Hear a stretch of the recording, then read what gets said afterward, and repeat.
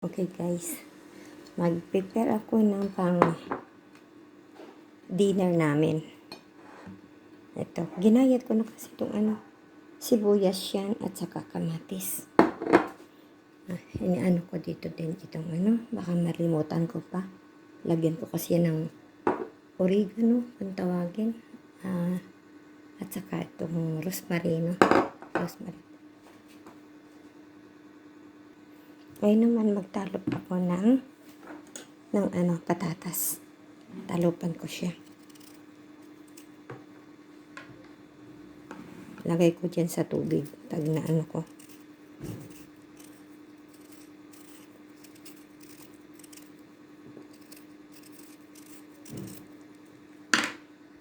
And hiwain ko siya ng ganito. Para madali siya dahil liitan ko na lang ng gayat. Gabi na kasi. Ayan, nagayat ko na siya. Ilagay ko na sa kabilang tabi. Then, ito naman, bell pepper siya. Hungkutin muna siya. Ayan, guys. Hiwain ko din muna. Guys, hiwain ko siya ng ganito. Kailangan mahiwa ko muna siya.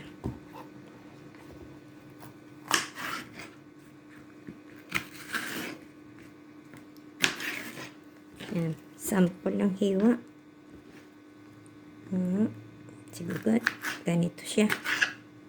Yan. Yan guys, okay na. Siguro pwede na ito dito. Tama na yan. Lutuin ko na. Okay, syempre. Painitin ko muna si kawali. Dito ko na kaya lutuin. Hindi ko alam kung ito ang paglutuan ko. Sige nga, ito na nga. Para may taklob siya. Yan. Siyempre, lagyan natin muna ng oil. Dahil magigisa tayo ng gisahin natin ang sibuyas at kamatis. Pwede na siguro. Mainit na siguro. Hindi pa. Yain na. Andun na eh. Hindi pa siya masyadong mainit. Pero okay na. Maano na din yan. Dali-dali na kasi ako maya-maya, andito na yung anak ko. Okay. Ginayat ko na nga yan, sibuyas. Okay.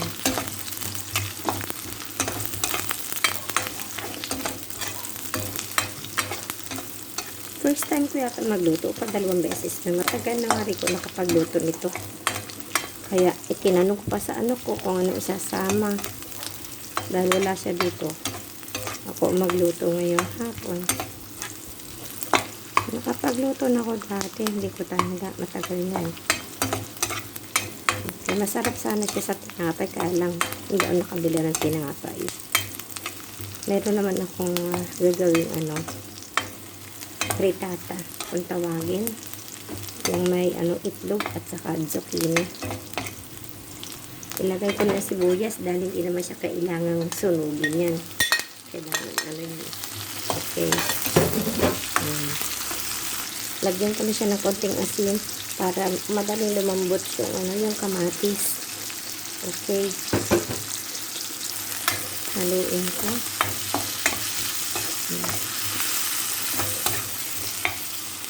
At ilalagay ko na din yung patatas. Habang naluluto si kamatis at sibuyas para yung patatas manon agad siya. Maya ng konti takluban ko yan. Ayan, diba? Ang ganda ng kulay na agad. Lagyan ko siya ng taklob at pahinain ko ang apoy. Ayan, lalagyan natin ng taklob at pahinain ko ang apoy. Okay. Siyempre, kailangan paminsan-minsan haluin niya. Para mag-alit siya. Magparehas. Para yung nasa ilalim, gamitin ko sa ibabaw. Takloban ulit natin. Okay.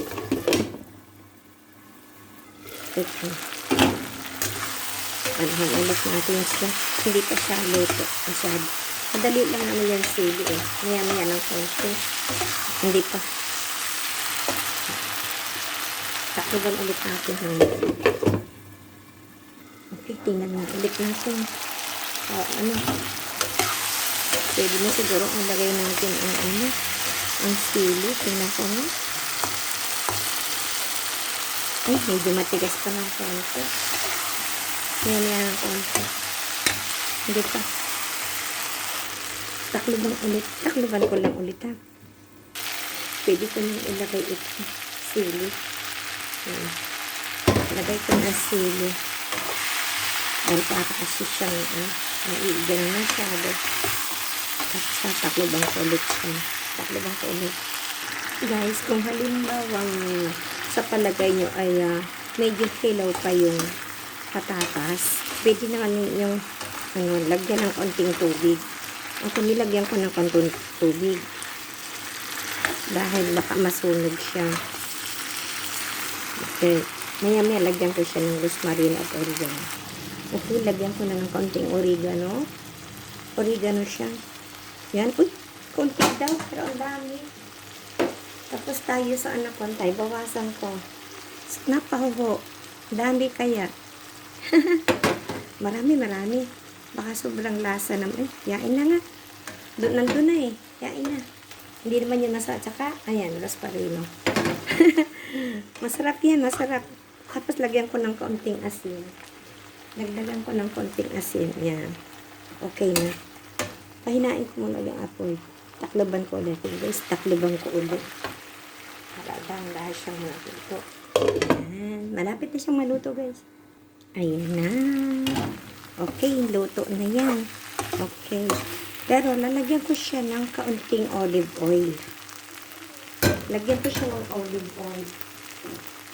Papatayin ko na siya. Pero, lagyan ko siya ng olive oil. Kunti lang, tapos mamaya maglagay ulit ang anak ko sa plato eh. Okay, yan. Okay. Guys, abangan nyo na ito ha. Bye-bye. Okay, bye-bye guys. Thank you so much. Pero hindi naman ito lang yung aming kakainin.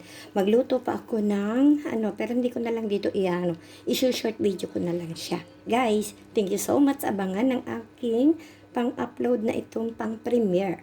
Bye-bye. God bless you all. Love you all guys.